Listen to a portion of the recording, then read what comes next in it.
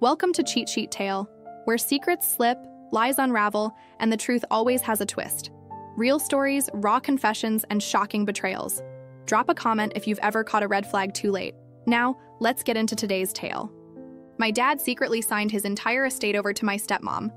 Laughing, "You'll figure something out," when I demanded answers. She sneered, "You have no claim to anything." But when my lawyer showed up, with a hidden document, her smug smile disappeared. I never imagined my father would betray me at 39. My world turned upside down. My father, a retired engineer in Asheville, North Carolina, remarried. After my mother's passing, his new wife. Vanessa was 10 years younger, always adorned in designer clothes, and had a sharp eye for money from the start. She treated me like an outsider. When Dad was diagnosed with pancreatic cancer, it was swift and brutal. 3 months from diagnosis to his passing, I was there for every appointment, every chemo session, every sleepless night. Vanessa was present, but only when the hospice nurse was around. The day before he died, I sat by his bed and asked, "Dad, is everything in order?" "The will." He smiled weakly and said, "Don't worry, kiddo, you'll figure something out." I didn't understand what he meant. A week after the funeral, I received a call from Dad's lawyer, Mr. Langston. He asked me to come to his office in downtown Asheville. When I arrived, Vanessa was already there. Arms crossed, a smug look on her face. Mr. Langston looked uneasy. He cleared his throat and said, "Your father made some changes to his estate plan shortly before his passing." He handed me a copy of the will. It stated that everything house, savings, investments was to go to Vanessa. I was stunned. This can't be right. He wouldn't do this. Vanessa leaned in and said, "Oh, but he did. You have no claim to anything." I looked at Mr. Langston. "Is there another will? Anything?" He shook his head. "This is the only one on file. I left the office in a daze. I couldn't let it go. Something felt off." I started digging. I went through old emails, letters, anything that might hint at another will. He remembered that Dad had a safe deposit box at the local bank. I went there. But the bank manager said Vanessa had already emptied it. I decided to hire a lawyer, Miss Carver, a sharp attorney known for handling estate disputes. She reviewed I will and said, "This was signed 2 weeks before your father died. That's suspicious, especially since he was heavily medicated at the time." We subpoenaed medical records, interviewed hospice staff, and even talked to the notary who witnessed the will turns out. The notary was a friend of Vanessa's then. A breakthrough: Miss Carver found a witness, Dad's old friend Walter, who said that Dad had mentioned updating his will to include a trust for me, but Walter didn't know where the document was. We kept digging. 3 months into the investigation, Miss Carver called me.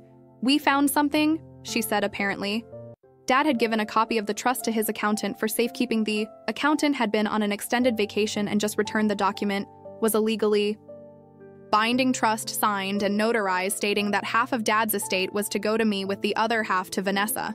The trust was dated 6 months before the will.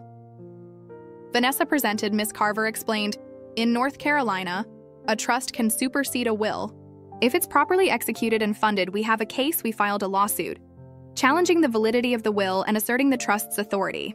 Vanessa was furious. She hired a high-powered attorney and tried to intimidate me into dropping the case. The courtroom wastelands. Vanessa's lawyer argued that the will was Dad's final wish. Miss Carver countered with evidence of Dad's mental state, the way suspicious timing of the will, and the legitimacy of the trust. The judge listened carefully. After weeks of testimony, he ruled in our favor. The trust was valid, and I was entitled to half of the estate. Vanessa's smug smile disappeared. I received my share of the estate. The house, some investments, and a portion of Dad's savings.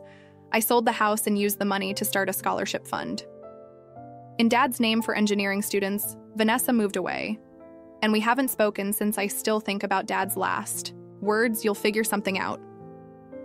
I did just when I thought it was over. I got a call from Miss Carver. She sounded uneasy. "We have a problem." I froze. "What kind of problem?" "Vanessa filed an appeal. She claims your father was pressured into creating the trust. Says it was forged. She's not letting this go." I felt my stomach drop. This was supposed to be done, settled. She's going to drag this out. Miss Carver said she hired a forensic document examiner. They want to prove the trust is fake. At first, I was angry. Then I got focused. We found the notary who signed the trust, an older woman named Lorraine, who remembered Dad clearly. He was frail but alert. She said he knew what he wanted, even told me Vanessa wouldn't be happy about it.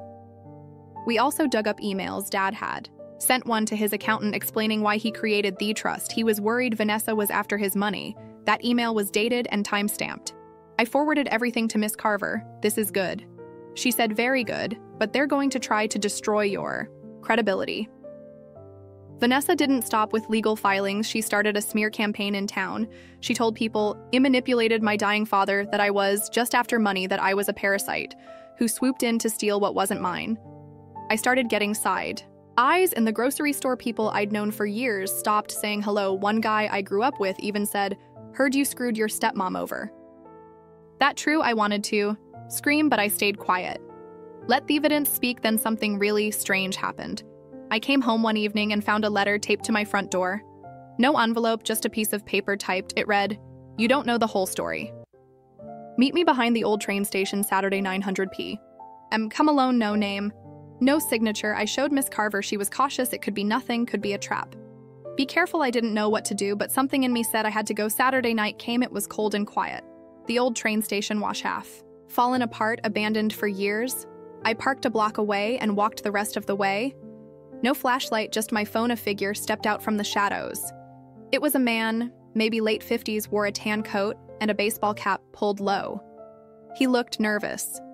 "You're Henry's son?" he asked. "Yeah, who are you?" He glanced around, then handed me a folder. "I worked for your dad on a project, something he didn't tell a lot of people about. He had a lot more money than you think, and he didn't trust banks."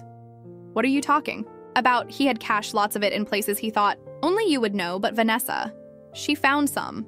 Not all of it. There's more. And if she's digging this hard, it's not just about the house or stocks she's looking. For the rest." I opened the folder inside.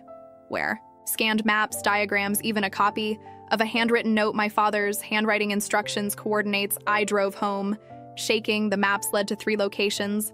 One was a storage unit. Another looked like it was in the mountains. The third I couldn't identify. Yet Miss Carver was stunned. "If this is legit, the court needs to know. But we keep this quiet for now. She can't find out." It was no longer just about legal paperwork. Vanessa was after something much bigger, and I was going to find it first, the first location. On the map was a storage unit on the edge of Asheville listed under a fake name Henry used. His mother's maiden name. I rented a moving van just in case and drove out there one afternoon pretending to be a distant relative after some paperwork and a fake smile. The clerk gave me access. The unit was old, dust everywhere. There was a tarp covering what looked like old furniture. But behind that, I found 5 large plastic bins. They were heavy inside cash bundles, and bundles of it. Some were in old wrappers, from banks that didn't even exist anymore. Mixed in were old letters, notes written in my dad's handwriting, all marked with dates he'd been pulling cash out for years, stockpiling it, distrustful of the system. After 2008, he wrote one note, said, "If Vanessa ever gets greedy, this is for my real legacy." There were also receipts, ledgers, and blueprints for a piece of land in Cherokee County. I never even knew he bought. I took the documents to Miss Wooded Lot. She said, "This is near a development zone. If the city expands out this way, like they're planning, it's worth a fortune." My dad hadn't just been stockpiling cash. He was investing. Quietly, he wasn't trying to hide assets from taxes. He was hiding them from Vanessa. A week later, I noticed I was being followed. Different cars, same parking lots, same faces in the rear view. I started taking different routes, home, looping around side streets. Then my mailbox was broken into twice. I called Miss Carver. She's getting desperate.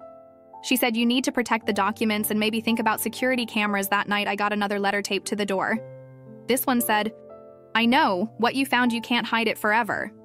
I know name, but I didn't need one. Right when I thought I had the upper hand, Vanessa played a new card. She claimed to have found another will, one hand, written allegedly from a month before my dad passed it, conveniently named her as the sole heir to all tangible and intangible assets. It wasn't notarized, but she filed it anyway. She even found a handwriting expert to claim it was authentic.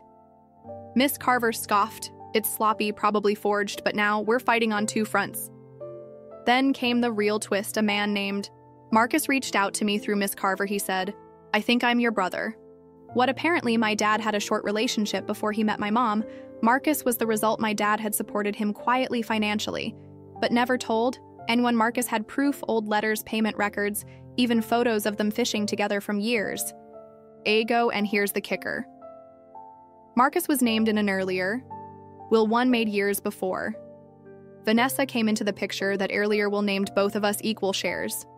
Miss Carver looked at me and said, if we can prove the trust and discredit both of her wills and verify this earlier one, you and Marcus could split everything. She walks away with nothing, but Marcus didn't want the money. I just want to be acknowledged, he said. I'm not here to fight, I just want to know I wasn't forgotten. It broke my heart, and it made me more determined than ever. Vanessa wasn't backing off. She was running out of legal moves, but she was dangerous. I was now protecting old documents, hiding evidence in safe locations, coordinating with Marcus's lawyer, and preparing to go to court. Again, every step we took, she tried to block what she didn't know. The next map location from the folder pointed somewhere even more serious, an old cabin in the mountains somewhere no one had touched in years. And if the storage unit held cash and land deeds, I had no idea what was waiting for me up there. The third location on the map led me deep into the Smoky Mountains. I had to hike the last mile. No phone signal, just tree silence and the wind. The cabin was old, but solid locked. I pried it open with acrobar inside. It was cold and smelled like dust and pine. There was a desk in the corner covered in plastic beneath the plastic, another lockbox inside, more cash, a lot, but that wasn't what made my hands shake. There were tapes, dozens of mini cassette tapes, each labeled with a date. I found an old player nearby, miraculously, still working. I listened to the first one. It was my dad's voice. He sounded tired. If you're hearing this, things didn't go the way I hoped. Vanessa isn't who she pretends to be. I've been documenting everything, every lie, every threat. She's after the money, not me. I've made mistakes, big ones I ignored. The warnings, I kept secrets, I'm sorry.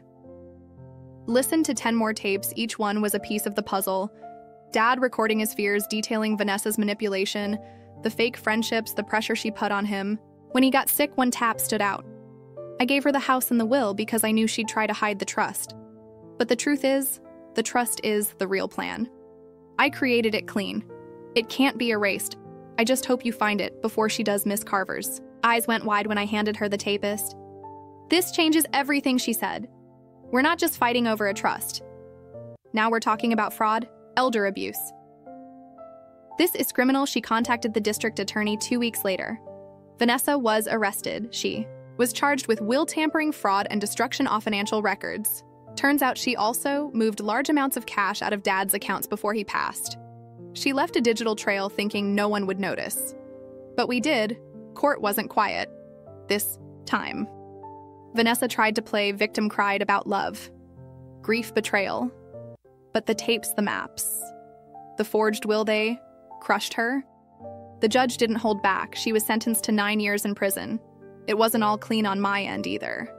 I kept Marcus a secret. At first told Miss Carver not to involve him until the trial was over. I was afraid that I'd lose half of everything I fought for. That after all the digging, all the late nights and heartbreak I'd have to share, the last thing my dad left behind. That was selfish, and I knew it when Marcus found out. He didn't yell, he just looked at me and said, "He was our dad, you weren't the only one who lost something." I apologized publicly, and he told the judge that if the trust was honored, I wanted Marcus to get half of what I inherited. It was the right thing to do. In the end, Vanessa lost everything. The house sold, the cash she hid seized. The development land Dad bought in Cherokee County, it tripled in value. I donated part of it to build a small technical college and started a scholarship in Dad's name, Marcus helps run it now. I kept the cabin in the mountains. I go there sometimes to sit and listen to the tapes. Not because I miss the drama, but because I need to remember how close I came to letting greed win. Dad was right. I did figure something out, but it cost all of us more than I ever expected.